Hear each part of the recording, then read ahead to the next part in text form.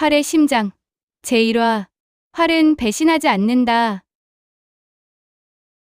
봉투 하나가 날아들었다. 한영은 손끝이 떨렸다. 스포츠공정위원회의 직인이 찍힌 봉투였다. 열기도 전에 이미 알 것 같았다.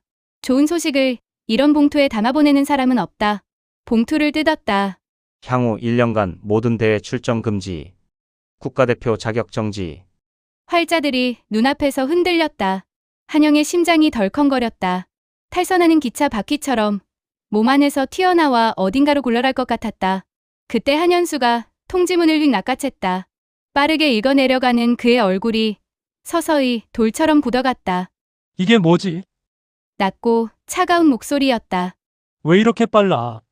국가대표 선발전, 본선 참가 자격도 박탈하겠다는 건가? 영상 내 등장하는 이야기는 실제 사건이 아닌 상상력을 바탕으로 집필된 창작 드라마입니다. 등장인물, 지명, 단체는 모두 허구이며 드라마적 재미와 카타르시스를 드리기 위해 제작되었음을 밝힙니다. 어느 봄날 오후, 활터에 바람이 불었다. 한 중년 남자가 활터에서 국궁을 쏘고 있었다. 한현수, 국가가 인정한 궁시장이었다. 궁시장은 활과 화살을 만드는 장인을 뜻한다. 거리는 145m, 양궁의 2배가 넘는 그 거리 앞에서 그는 조용히 활을 들어 올렸다. 왼손은 바람에도 흔들리지 않는 고목처럼 활을 받쳤다. 오른손 엄지는 시위를 감싸 쥐었다. 숨결이 고요히 가라앉았다. 화살 끝이 천천히 입가에 닿았다. 그 순간 세상은 적막해졌다. 오직 그의 심장 고동만이 조용히 울렸다. 시위를 놓는 찰나, 화살은 바람을 가르며 곧게 뻗어나갔다. 마음과 몸이 하나가 되는 그 순간이었다. 아름다웠다. 화살은 날아가 관역에 정확히 꽂혔다. 언제 봐도 변함없는 모습이었다. 화나는 일, 슬픈 일이 있을 때도 사대 앞에 서면 한결같았다. 한 폭의 동양화를 보는 듯했다. 아빠 멋져요. 한영은 손뼉을 치며 다가갔다. 아버지가 웃으며 돌아보았다. 영희 왔냐? 아버지는 화를 내려놓으며 물었다. 국가대표 선발전 준비는 잘 되고 있냐? 한영은 살짝 눈살을 찌푸렸다. 예. 근데 진짜 힘들어요. 스트레스 받아 죽겠어요. 아버지가 조용히 말했다. 그래서 내가 항상 마음의 수련을 하라고 했잖아. 마음의 수련이요? 그건 국궁훈련 방식이잖아요. 마음의 수련은 어떤 스포츠에서도 중요해.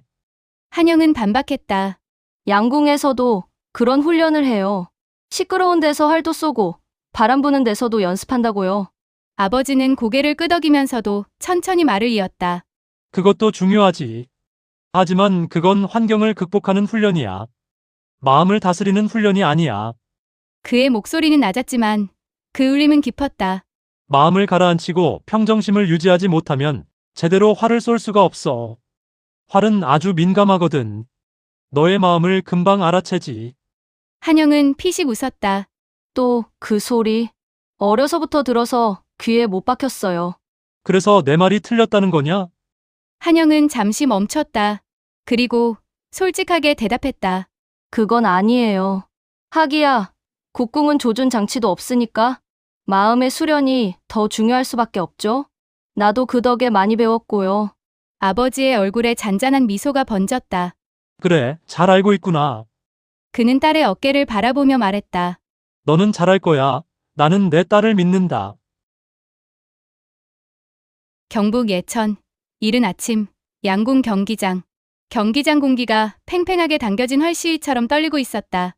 70m 넘어 황금빛 관역이 아침 햇살을 받아 차갑게 빛났다. 수십 명의 선수들이 일렬로 서서 활을 들었다. 대한민국 최고의 궁사들, 국가대표 선발전 예선 경기. 한영도 그들 사이에 서서 호흡을 고르고 있었다. 절대 방심할 수 없었다. 이들은 최고의 궁사들이었다. 누구든 세계대회에 나가면 우승을 할 수 있는 양궁의 귀신들이었다. 전 국가대표라도 사소한 실수로 탈락할 수 있다. 한영은 주위를 쓱 훑어보았다. 저 멀리 미숙이 보였다. 고등학교 때부터 함께 활을 잡았던 친구. 우연히 눈이 마주쳤다. 한영이 가볍게 웃자 미숙은 뭔가 들킨 사람처럼 황급히 고개를 돌렸다. 이상하다. 그 생각이 스치는 순간 심판의 신호음이 경기장을 가로질렀다. 6발씩 12핸드, 총 72발. 선수들은 동시에 시위를 당겼다. 경기장은 숨을 죽인 듯 고요해졌다. 화살이 날아가는 순간마다 공기가 갈라지는 소리가 퍼졌고 관역의 바퀴는 툭 하는 소리가 이어졌다. 작은 흔들림 하나가 운명을 갈라놓는 자리. 경기장 안은 긴장으로 공기가 터질 듯했다. 그런데 한영의 마음은 이상하리만치 고요했다. 오히려 커피 한 잔 마시듯 여유로웠다. 신기했다. 이런 기분은 아주 오랜만의 일이다. 아빠의 모습을 보고 와서 그런가? 한영은 미소 지으며 여유 있게 활을 쏘았다. 시핸드 60발을 쏘았을 때 한영의 점수는 595점이었다. 5발만 9점을 쏘았고 나머지는 모두 10점을 쏘았다. 당연히 한영이 선두였다. 한영을 제외하고는 580점 이상을 쏜 선수도 없었다. 12핸드 72발을 모두 쏘았을 때 한영의 점수는 712점이었다. 경기장에 잠시 침묵이 흘렀다. 역대 최고 점수였다. 한영은 결과를 확인하고 씩 웃었다. 활을 든 손은 여전히 긴장으로 뻣뻣했지만 표정은 차분했다. 사선으로 돌아온 그녀는 활을 무릎 위에 올려놓고 현을 조심스럽게 풀었다. 팽팽하게 당겨져 있던 줄이 풀리자 활대는 조금 느슨해진 듯 숨을 내쉬었다. 사이트와 스탠드를 분리해 작은 파우치에 넣고 핸들과 활대를 케이스 안에 차례로 정리했다. 케이스 안에는 여분의 화살촉과 작은 공구 세트, 습기 제거제가 이미 자리 잡고 있었다. 그는 마지막으로 활주를 감아 넣으며 케이스를 닫았다. 경기장은 여전히 분주했지만 그녀의 손길은 의식처럼 정갈하고 반복된 동작으로 이어졌다. 그때 미숙이 다가왔다. 너는 역시 대단해. 압도적이야. 한영은 웃었다. 미숙도 역시 3위로 예선을 통과했다. 운이 좋았을 뿐이야. 너도 잘했어. 우리 꼭 국가대표가 돼서 잘해보자. 미숙은 표정이 묘하게 일그러졌다. 운이 좋다고 말하긴 그렇지 않나? 어떻게 한 번도 1위를 놓치지 않아? 그건 운이라고 말할 수 없지. 아냐, 그냥 운이야. 그때 코치가 한영을 불렀다. 한영, 이리 와! 일정표를 확인해! 네. 한영이 일정표를 확인하고 그녀의 활이 있는 곳으로 돌아왔다. 그런데 놀랍게도 심판이 활 케이스를 열고 한영의 활을 살펴보고 있었다. 한영 선수, 오늘 이걸로 경기했어요. 한영은 대수롭지 않게 대답했다. 네. 그런데 뭐 하는 거죠? 이거 개조한 활 아닌가요? 규정보다 무게가 훨씬 가벼운데요. 뭐라고요? 한영은 가까이 가서 직접 활을 들었다.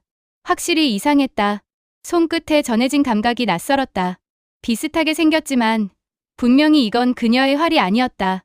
더군다나 심판의 말대로 원래 활보다 훨씬 가벼웠다. 한영은 깜짝 놀랐다. 이 활은 제 것이 아니에요. 한영 씨 것이 아니라면 누구 것입니까? 한영은 머리가 멍해졌다. 무슨 말을 해야 할지 아무 생각이 나지 않았다. 까만 먹물이 머리를 가득 메우고 있는 것 같았다. 누가 바꿔치기 한 것 같아요. 심판은 싸늘하게 웃었다. 한영 씨가 부정활을 사용한다는 신고를 받았어요. 오늘 기록한 점수는 아주 비현실적이기도 하고요. 아니나 다를까 이런 활을 쓰고 있었네요. 무슨 말을 하는 거예요? 한영 씨가 규정에 어긋난 활을 사용했던 거죠. 아니에요. 뭔가 잘못됐어요. 조사하면 다 나와요. 심판은 활을 갖고 아직 자리에 남아있는 운영위원들에게 갔다. 한영도 그 뒤를 쫓아갔다. 운영위원들은 활을 검사한 후 한영에게 말했다. 한영 씨, 활을 압수합니다. 심의 결과는 나중에 말씀드리겠습니다. 운영위원은 활을 들고 총총히 사라졌다. 심판도 떠나고 미숙은 어깨를 툭 치고 갔다. 한영의 눈앞이 깜깜해졌다. 발에 못을 박은 듯 한 걸음도 움직일 수 없었다. 사방이 낭떠러지였다. 한 걸음만 잘못 디뎌도 까마득한 구렁텅이로 빠져들 것 같았다. 이미 구렁텅이 속으로 빠져들었는지도 모른다. 도대체 나에게 무슨 일이 일어나고 있는 거지? 한영은 멍하니 서 있었다. 712점. 역대 최고 기록. 그리고 압수된 활. 누가 내 활을 바꿨을까? 경기장의 소음이 멀게만 들렸다. 끔찍한 현실이 파도처럼 밀려들었다. 손끝부터 시작된 떨림이 온몸으로 번졌다. 눈앞이 새하얗게 타버리는 것 같았다. 머릿속에 숨어있던 지옥의 악마.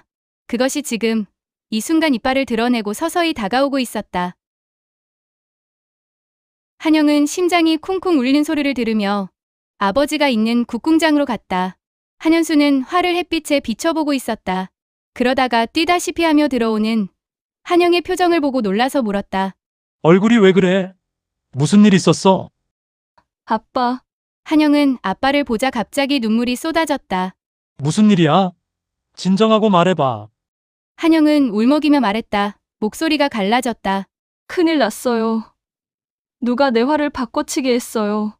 한현수는 말없이 딸을 바라보았다. 아직 상황을 파악하지 못한 듯했다. 한영은 고개를 숙인 채 말을 이었다. 그 활은 규정 위반이에요. 나는 꼼짝없이 징계를 받게 됐어요. 이번 국가대표는 말이 목구멍에서 막혔다. 눈물이 덫이 뺨을 타고 흘러내렸다. 한현수는 얼굴이 빨개졌다. 피가 머리로 확 몰리는 것 같았다. 화를 바꿔치기 하다니 도대체 누가? 머리카락이 꼿꼿이 섰다. 너무 놀라서 입이 얼어붙었다. 그러나 국궁에 장답게 침착하게 호흡을 가다듬었다. 요동치던 몸의 떨림이 천천히 가라앉았다. 잠시 후 그는 천천히 손가락을 맞잡고 조용히 입을 열었다. 화를 챙기다 자리를 비운 적 있냐? 코치가 불러서 잠깐요. 10분도 안 됐을 거예요. 10분?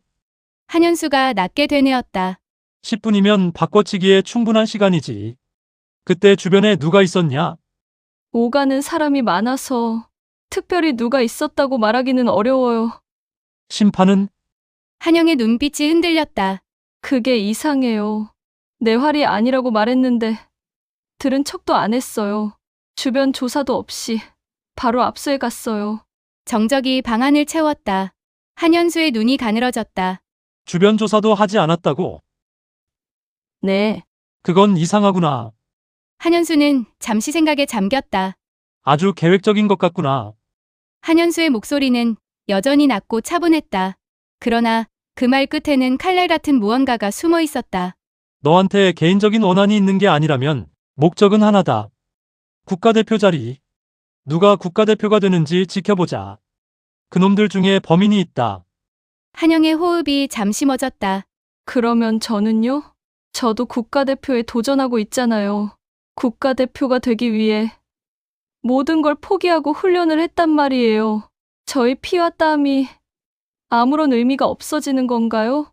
한현수는 딸의 손을 내려다보았다. 왼손, 활을 지탱하던 손은 굳은 살이 손바닥 전체를 덮고 있었다. 손가락 끝은 살이 한 겹 더 씌워진 것처럼 두터웠다. 오른손도 마찬가지였다. 활시위가 패고 간 자리마다 고난의 세월이 새겨져 있었다. 이 손으로 얼마나 많은 새벽을 버텼을까? 한현수는 낮게 한숨을 쉬었다. 국가대표 일정상 구제받기는 어려울 것 같구나. 범인을 찾는 것도 쉽지 않고. 한영의 눈에서 눈물이 뚝뚝 떨어졌다. 미안해요. 아빠, 이런 일이 생기게 돼서. 내 잘못이 아니야. 한현수는 조용히 자리에서 일어섰다. 그리고 딸의 어깨에 손을 얹었다. 나도 알아봐야겠다. 국가대표는 다음에 하면 돼. 지금은 너의 결백을 밝히는 게 우선이야. 진실은 반드시 밝혀지게 돼 있어. 침착한 목소리였다. 흔들림 없는 표정이었다. 그러나 한영은 보았다. 아버지의 눈 깊은 곳에서 불길이 타오르고 있는 것을. 조용하지만 절대 꺼지지 않을 종류의 불이었다. 감을 잃지 마라. 계속 연습하고 있어. 한영은 고개를 끄덕였다. 두 뺨에 눈물 자국이 어려 있었다. 그녀는 마음속으로 다짐했다. 반드시 되찾겠다. 내 활도, 내 자리도. 2주가 지났다. 봉투 하나가 날아들었다. 한영은 손끝이 떨렸다. 스포츠공정위원회의 직인이 찍힌 봉투였다. 열기도 전에 이미 알 것 같았다. 좋은 소식을 이런 봉투에 담아 보내는 사람은 없다. 봉투를 뜯었다.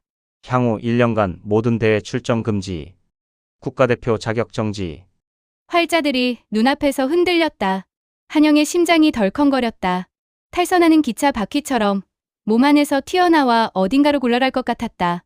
그때 한현수가 통지문을 휙 낚아챘다. 빠르게 읽어내려가는 그의 얼굴이 서서히 돌처럼 굳어갔다. 이게 뭐지? 낮고 차가운 목소리였다. 왜 이렇게 빨라? 국가대표 선발전, 본선 참가 자격도 박탈하겠다는 건가? 그랬다. 이 정도 수위의 징계라면 통상 2개월, 길면 3개월이다. 서류가 오가고 심의가 열리고 위원들이 머리를 맞대고 논의하는 그 모든 절차를 거쳐야만 한다.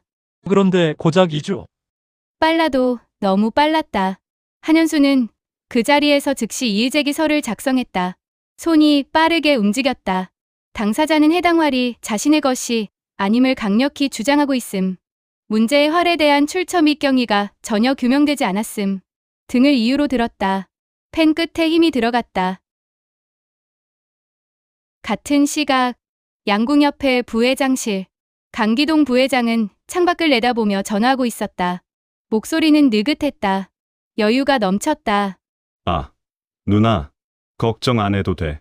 시간만 질질 끌면 제풀에 꺾일 거야. 이쪽은 협회야, 협회. 우리한테 시간은 얼마든지 있고 걔네한테 시간은 곧 선수 생명이거든. 노크 소리. 아, 끊어야겠다. 걱정하지 말고 있어. 내가 알아서 처리할 테니까. 들어온 건 황상일 사무국장이었다. 표정이 구겨져 있었다. 부회장님, 골치 아프게 됐습니다. 뭐가? 한현수가 이의제기를 넣었어요. 재조사 요청까지요. 강기동은 잠깐 침묵했다. 그러더니 비우는 것도 아니고 화를 내는 것도 아닌 그냥 따분하다는 듯한 표정으로 바라봤다. 그래서? 예? 이의제기 들어오면 다음 절차가 뭐야? 황상일이 반사적으로 답했다. 대한체육회 스포츠분쟁조정위원회에 이첩해야 합니다. 거기서도 기각되면 행정소송까지 갈 수 있고요. 행정소송. 강기동이 천천히 되뇌었다. 흥. 그는 자리에 앉으며 손가락으로 책상을 두드렸다. 이의제기 후 심의 의결하는데 기간이 정해져 있어? 그건 따로 규정된 건 없습니다. 그렇지. 강기동의 입꼬리가 아주 조금 올라갔다. 규정에는 신속하고 공정하게 처리해야 한다. 이게 전부지? 그렇습니다. 그러니까 신속하고 공정하게만 하면 돼. 기간은 정해지지 않았어. 그 말은 곧 강기동은 손을 펼쳐 보였다. 시간은 우리 마음대로란 소리잖아. 황상일이 조심스럽게 말했다. 하지만 관행상 30일 안에는 처리하고 있습니다. 관행? 강기동은 그 단어를 씹어뱉듯 말했다. 관행이 규정이야? 법이야? 아닙니다. 그럼 됐잖아. 그는 팔짱을 꼈다. 최대한 늦춰. 6개월 이상. 할 수 있으면 그 이상도. 황상일의 눈썹이 올라갔다. 행정소송으로 가면요. 하라고 해. 강기동의 목소리는 여전히 평온했다. 행정소송을 하면 최소 2년, 길면 3년이야. 그 시간 동안 선수가 뭘 할 수 있겠어? 그는 잠시 멈췄다. 징계 1년이 선물로 느끼게 해줘야지. 그게 차라리 낫다고 스스로 생각하게 될 거야. 황상일 사무국장은 말없이 고개를 끄덕였다. 창밖으로 햇살이 쏟아지고 있었다. 어딘가에서 한영은 아직 화를 쥐고 있을 것이다. 활은 거짓말하지 않는다. 흔들리는 마음은 흔들리는 화살이 되고 고요한 마음은 곧게 날아가는 화살이 된다. 아버지가 평생 활을 만들며 배운 것. 그것은 활의 기술이 아니라 마음의 기술이었다.